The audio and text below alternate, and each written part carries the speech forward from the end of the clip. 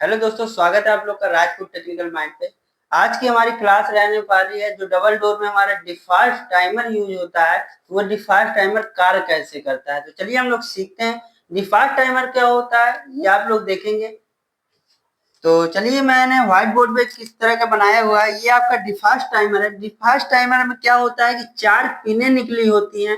आज हम लोग सीखेंगे इन पिनों पे कहाँ पे कौन सी सप्लाई देते हैं, और ये डिफॉल्ट टाइमर हमारा किस प्रकार से कार्य करता है कि फ्रिज में हमारी हीटिंग भी होती है और कूलिंग भी होती है, और किस पिन पे किस जगह की सप्लाई आउट होती है और इन होती है। तो चलिए जल्दी से समझ लीजिए आप लोग इस टॉपिक को, एक भी स्किप ना करिएगा क्योंकि ये बहुत ही इंपॉर्टेंट है। यहाँ पे आपको जिस फ्रिज में हमारा डिफॉल्ट टाइमर देखने को मिल जाएगा, आप लोग किस प्रकार से वायरिंग करेंगे ये आज आप लोग सीख जाएंगे। क्योंकि आज मैं बताने वाला हूँ इस डिफॉल्ट टाइमर के जो निकली हुई 4 पिनें होंगी, किस पिन पे आपको किसकी सप्लाई मिलने वाली है। आपका डिफॉल्ट टाइमर किस तरह का भी हो, लेकिन ये 4 पिनें जो निकली होंगी वो सभी की सेम रहती हैं और सेम आपको देखने को मिलेगा। ये जो नंबर लिखे हैं ना, ये पिन के ऊपर 1 नंबर, ये 2 नंबर, ये 3 नंबर, ये 4 नंबर, इसी तरह से आपको पिन मिलने वाली है और किस पिन पे कहाँ का कनेक्शन करेंगे। तो चलिए मैं आपको बता देता हूँ, ये एक हमारा डिफॉल्ट टाइमर है। आप देख रहे हैं ये डिफॉल्ट टाइमर का क्या कार्य होता है।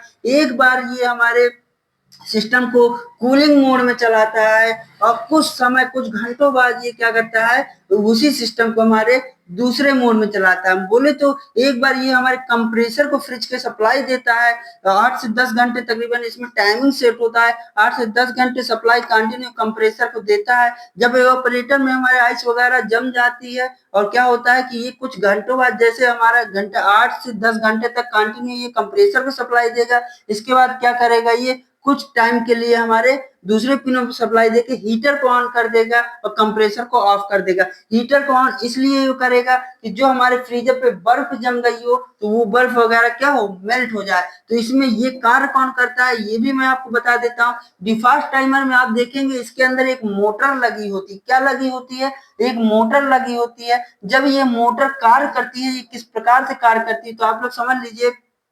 जब ये कूलिंग मोड पे लगा होता है तो ये हमारी क्या करती है, मोटर चालू रहती है। जब हमारे 8 से 10 घंटा हो जाता है तो ये हमारी मोटर घूमते घूमते घूमते ये दूसरे पिन पे हमारी सप्लाई आउट करने लगती है, और हमारी पहले पिन पे जिसमें सप्लाई जा रही थी वो ऑफ करके हमारी आगे वाली सप्लाई पिन पे हमारी फेस की सप्लाई इन करने लगती है। जिससे कि क्या होता है कि हमारा कूलिंग मोड बंद हो जाता है और हीटिंग मोड चालू हो जाता है। जब हीटिंग मोड चालू हो जाता है तो फ्रिज के अंदर जो हमारे बर्फ वगैरह जम जाती है ना, तो वो बर्फ क्या होती है, पिघल जाती है। तो चलिए पहले आप लोग समझ लीजिए कि किस पिन पे हमारे किस चीज का कनेक्शन जाता है। तो आप लोग देखेंगे कि ये जो हमारी 3 नंबर की पिन है, आप गौर से देखिएगा, अच्छे से समझिएगा। ये जो हमारी 4 नंबर की पिन है ना, तो इस सॉरी 3 नंबर की जो पिन है, आपकी जो फेस की सप्लाई आती है, ये हमारी फेस की सप्लाई जो आएगी आपकी, ये हमारे सीधा जाके 3 नंबर वाले पिन पे कनेक्ट हो जाएगी। आपको कहाँ कनेक्ट करना है, जो फेस की लाइन आएगी उसको सबसे पहले आपको 3 नंबर में सप्लाई को इंटर करना है। तो चलिए हम लेके चलते हैं, यहाँ से सप्लाई को हम 3 नंबर पिन पे दे दिए। जैसे कि मैंने इसमें 3 नंबर की पिन पे सप्लाई दिया है, आपको भी टाइमर के 3 नंबर पिन पे आपको सप्लाई को इन करना है। तो हमने यहाँ से 220 वोल्ट सप्लाई को दे दिया है। इसके बाद आप लोग जान लीजिए कि ये जो 4 नंबर की पिन होगी, ये पिन आपके कंप्रेसर से जुड़ेगी। किससे जुड़ेगी? कंप्रेसर से जुड़ेगी। तो ये पिन हमारे कंप्रेसर से जुड़ने वाली है। 4 नंबर की जो पिन होगी वो कंप्रेसर से हमारे जुड़ेगी। और आप लोग कंप्रेसर के जैसे अभी क्या है कि हमारी ये मोटर मतलब सप्लाई मिल गई। इसके बाद आप देखेंगे ये 4 नंबर की पिन जो होगी ये हमारे कंप्रेसर में जाके जुड़ेगी। इसके बाद आप देखेंगे ये 2 नंबर की पिन, तो ये 2 नंबर की पिन जो है ये हमारे हीटिंग मोड में जाके जुड़ेगी। बोले तो थर्मल फ्यूज, बायोमेटल, हीटर वगैरह जुड़े होते हैं इस वाली पिन से हमारे। तो यहाँ पे हम लोग लिख लेते हैं हीटिंग मोड, तो ये हमारी हीटिंग जुड़ेगी। इसके बाद आप देखेंगे ये 1 नंबर की पिन है, तो 1 नंबर की पिन है भैया कौन सी जुड़ेगी? न्यूट्रल की लाइन जुड़ेगी। इस टाइमर में फेज भी इन होता है और न्यूट्रल भी इन होता है। फेज न्यूट्रल क्यों जाता है ये भी आप लोग समझ लीजिए। इसके अंदर जो मोटर लगी है ना, इस मोटर को चलाने के लिए हमें फेज की भी सप्लाई चाहिए और न्यूट्रल की भी सप्लाई चाहिए, इसलिए इसमें न्यूट्रल की भी सप्लाई को इंटर किया जाता है और फेज की सप्लाई को भी इंटर किया जाता है। अब आप लोग समझ लीजिए ये कार किस प्रकार से करता है। जब हमारा फ्रिज चालू होता है तो जो हमारी मोटर होती है पहले वो क्या करती है, 4 नंबर पिन पे सप्लाई देती है। ये 4 नंबर पिन से हमारी सप्लाई आउट हो रही है, जो कि थर्मोस्टेट और कंप्रेसर में जाके हमारी सप्लाई पहुंचती है। 4 नंबर की जो पिन होगी ये हमारी सप्लाई देगी कूलिंग मोड को। तो यहाँ पे आप लोग लिख भी सकते हैं कि कूलिंग मोड की सप्लाई हमारी 4 नंबर पिन से आती है। जब ये टाइमर हमारा 8 से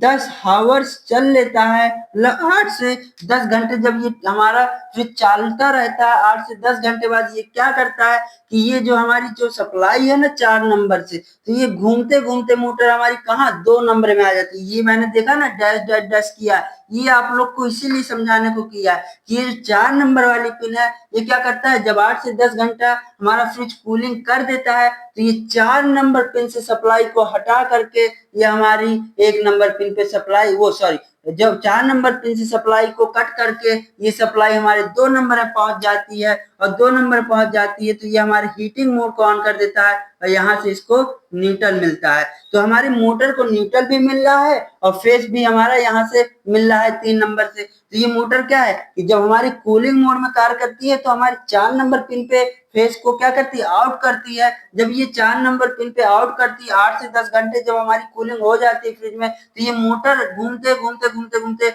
उसी सप्लाई को क्या करती है, जो 4 नंबर में मिल रही थी उसको कट कर देती है और फिर उस सप्लाई को कहाँ दे देती है, आपके 2 नंबर पिन पे सप्लाई को दे देती है। जब ये सप्लाई 2 नंबर पिन पे देने लगता है तो 4 नंबर पिन पे सप्लाई हमारी ऑफ हो जाती है और 2 नंबर पिन से आउट हो जाती है। जब 2 नंबर पिन से आउट होती है तो इसमें बायोमेटल, थर्मल फ्यूज और हीटर वगैरह जुड़े होते हैं, जिससे कि हमारा हीटिंग सिस्टम चालू हो जाता है और फ्रिज के अंदर जितनी भी हमारी बर्फ वगैरह, आइस वगैरह जमी होती है वो क्या होती है, मेल्ट होने लगती है। तो ये टाइमर हमारा कुछ इसी प्रकार से कार्य करता है और इसी प्रकार से ये वर्क करता है और इसी प्रकार से इसका कनेक्शन होता है। तो आप लोग ने जान लिया कि जैसे कि हमारी 4 नंबर की पिन जो होती है वो कंप्रेसर में जाती है और डायरेक्ट 3 नंबर की पिन में हम लोग फेज की सप्लाई को जोड़ते हैं। इसके बाद 2 नंबर की सप्लाई जो होती है आपकी वो हीटिंग मोड में जाके कनेक्ट हो जाती है। इसके बाद 1 नंबर पिन पे हमारी न्यूट्रल की लाइन आके